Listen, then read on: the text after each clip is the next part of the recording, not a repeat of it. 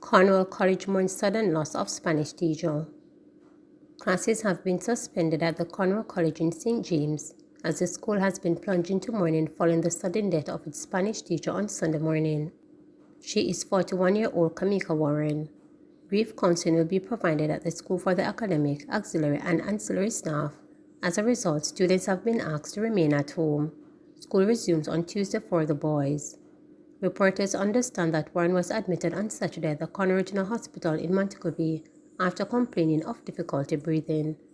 The educator, who was the head of the Department for Spanish at Cornwall, is said to have been employed to the all-boys school for over a decade. Woman killed, man injured in Westmoreland gun attack. A woman is dead and her male companion injured after gunmen opened fire at them as they traveled on a motorcycle in Little London in Westmoreland on Saturday night. She has been identified as 44-year-old Michelle Reed from the community. Reports from the police are that Reed and the now deceased man were sitting on their veranda as they engaged in a conversation. Shortly after, Reed and her male friend got onto his blue motorcycle and an unknown assailant emerged from behind the wall of the front gate and opened gunfire, hitting both victims. According to the police, the gunman later escaped on foot. After the shooting subsided, Reed was found lying face down with what appeared to be gunshot wounds to the back of her head. Her friend was shot in his stomach. The victims were transported to the Savannah Lamar Public General Hospital, where Reed was pronounced dead and the man admitted in stable condition. Investigations are ongoing. St. Mary Football Association mourns sudden death of exemplary administrator. The St. Mary Football Association has been plunged into mourning following the sudden death of one of its long-serving employees. Administrative Assistant Melanie Henry passed away suddenly over the weekend, the Jamaica Football Federation said in a news release on Sunday. Henry was the administrative assistant of the St. Mary Association for 14 years and played an integral role in organizing events in the parish, said the JFF, who also offered condolences to the parish FA, family and close friends of Henry. On behalf of the Jamaica Football Federation, we would like to send our deepest condolences to the St. Mary Football Association over the passing of Miss Henry. Administrative assistants form an integral part of our organization, and Miss Henry was someone who demonstrated high level of professionalism and great work ethic, JFF General Secretary Dennis Strong stated. The St. Mary Football Association was high in praise for Henry's work. Her passing has shocked us. Miss Henry was an exemplary administrator and a selfless individual who went above and beyond the call of duty to ensure that things were in place. She made life easier for clubs, executives and administrators. She was indeed a walking encyclopedia for football in the parish, the association said in a statement. Redberry residents mount road blocks over bad roads. Commuters, including scores of schoolchildren, were left stranded on Monday morning due to a roadblock mounted by residents of Redberry, Manchester, protesting bad road conditions. Debris including old fridges, stoves, rocks and trees were used to block the main road leading from the poorest police station towards Redberry. Some students and individuals heading to work were forced to walk for miles to access public transportation. Last September, the residents had blocked the roadway, appealing to the authorities to have repairs done. 12 killed in road crashes last week, stated RSU. 12 people were killed in motor vehicle crashes during the week ending Friday, April 5th, as the carnage continues unabated on the nation's roads. The most recent victims include 3 people from the Thompson community in St. Catherine, who perished in a 4-vehicle bang-up on the Warren River Main Road in St. Anne on April 3rd. A 6-year-old boy and 3 other females were also numbered among the dead, according to the latest statistics released on Friday by the Island Traffic Authority Road Safety Unit (RSU). Last week, victims include 2 motorcyclists, 3 private motorcar drivers, 3 passengers of private motorcars, 1 pedestrian, 1 pillion rider, and the driver of a commercial motor vehicle. The RSU is reporting that 112 people have been killed in 96 fatal crashes since the start of the year. It is also reporting that fatal crashes have decreased by 5%, while fatalities are down by 2% when compared to the corresponding period in 2023. Overall, the RSU said fatalities for 2024 are projected to decrease by 2% when compared with 2023. Up to April 5th, pedestrians accounted for 16% of the road fatalities since the start of the year. Motorcyclists accounted for 36%, private motor vehicle drivers accounted for 18%, and passengers of private motor vehicles accounted for 13%. PNP renews call for withdrawal of letter to former clerk of houses.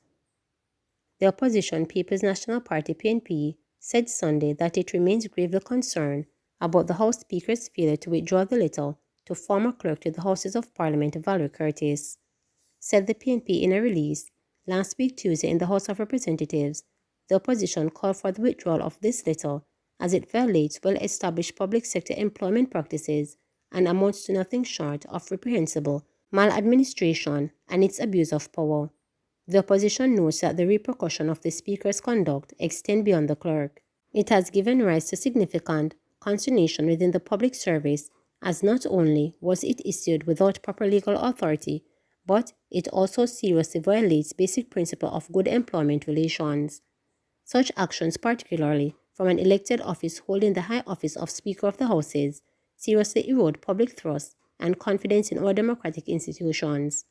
It is imperative that we hold our leaders to high standards of good governance and accountability, Opposition leader Mark Golding was quoted in the release.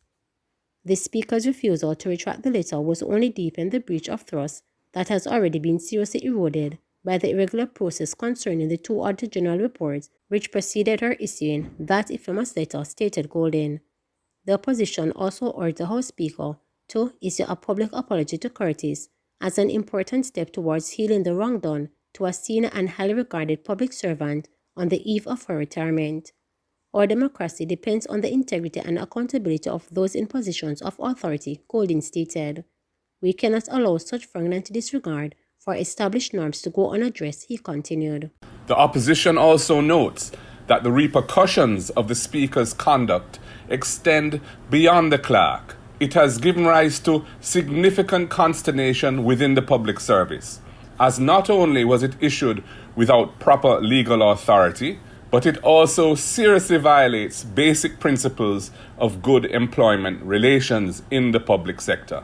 Such actions, particularly from an elected official holding the high office of Speaker of the House, seriously erode public trust and confidence in our democratic institutions. It is imperative that we hold our leaders to high standards of good governance and accountability. In light of these developments, the opposition reiterates its demand for the immediate withdrawal of the letter by Mrs. Holness. Furthermore, we urge her to issue a public apology to Ms. Curtis as an important step towards healing the wrong done to a senior and highly regarded public servant on the eve of her retirement. Our democracy depends on the integrity and accountability of those in positions of authority. We cannot allow such flagrant disregard for established norms to go unaddressed. 25 million quick fix for Negril woes. After months of complaints that a water shortage has been wreaking havoc on Negril, Minister with portfolio responsible for water, Senator Matty Samodo, has announced that the commodity will be trucked to two parishes, which the resort town saddles.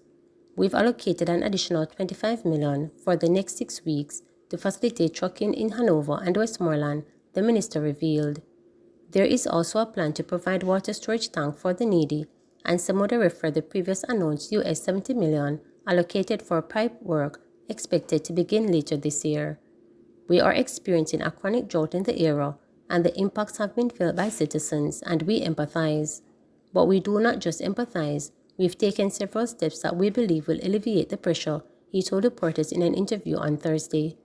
This was after a marathon closed-door meeting between Samodo and the National Water Commission, local health officials, hoteliers, and other stakeholders. He told them that the black tanks will be distributed as soon as the purchase and deliveries take place. He also spoke of plans to update and outline capital works for Martha Brae into St. James with the Greater River System. The minister explained why it has been important for the state agency to convene and discuss their challenges, those who live, visit, and do business in the resort town, has been having an access to water. We took the time to come and explain the things we are doing, short, medium, and long term, to alleviate the issues Samuda noted. He conceded that it was a challenging time for the affected communities, but stressed that help was on the way. We're very clear that it is a tough time.